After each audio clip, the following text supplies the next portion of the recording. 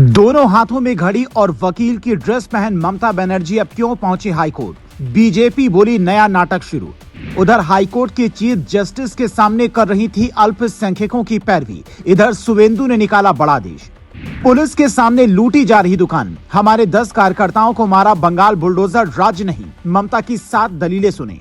पश्चिम बंगाल की मुख्यमंत्री ममता बनर्जी क्या राजनीति से रिटायरमेंट लेकर वकालत का पेशा चुनने वाली हैं? बीते कुछ दिनों से जिस तरीके से वो अदालत में केस की पैरवी करने खुद पहुंच रही हैं, उसके बाद कई लोग तंज भरे लहजे में ऐसा कहने लगे हैं, क्योंकि अब तो ना वो विधायक हैं, ना ही सीएम हैं। पार्टी की सुप्रीमो के साथ साथ क्या केस भी लड़ेंगे। ये तस्वीर 14 मई की है, जब वो वकील का ड्रेस पहने हाईकोर्ट में पहुंचती हैं। उनके दोनों हाथों में घड़ी दिखती है, जिसके बारे में कहा जाता है कि एक घड़ी उनकी फिटनेस से जुड़ी है, जबकि दूसरी सामान्य घड़ी है। लेकिन घड़ी से ज्यादा चर्चा उनकी दलीलों की हो रही है। हाईकोर्ट की चीफ जस्टिस सुजय पॉल और जस्टिस पार्थ सारथी की खंडपीठ के सामने ममता बनर्जी 7 बड़ी दलीलें देती हैं, जिसके बारे में पहले सुनिए, फिर बताते हैं कि शुवेंदु अधिकारी ने कौन सा आदेश निकाला है जो ममता को बिल्कुल रास नहीं आएगा।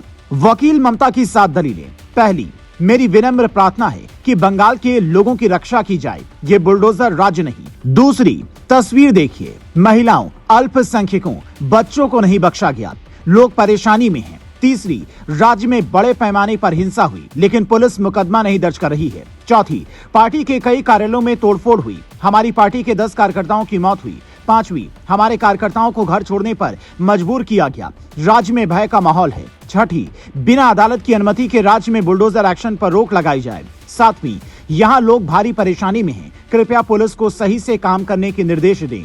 हालांकि उनकी इस दलील का वहां पर मौजूद सरकारी वकील विरोध करते हैं। ममता जिस बुलडोजर एक्शन की बात कर रही थी, वो कोलकाता के न्यू मार्केट इलाके में अवैध निर्माण को लेकर हुई थी, जो सरकार की नहीं थी।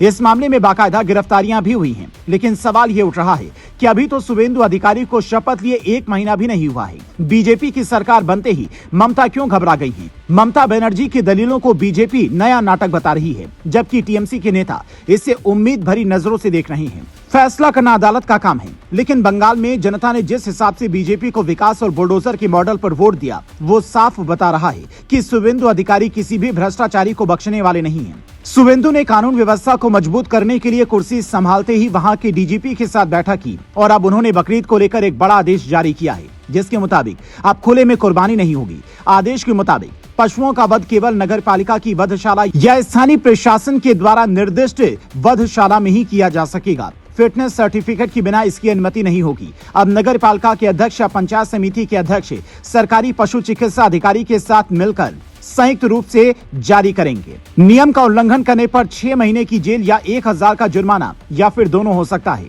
इस फैसले को लेकर बंगाल में तरह तरह की चर्चाएं शुरू हो गई हैं। 26 मई को बकरीद का त्योहार मनाया जाने वाला है। ऐसे में इस फैसले पर भी अब ममता बनर्जी अलग दलीलें दे सकती हैं।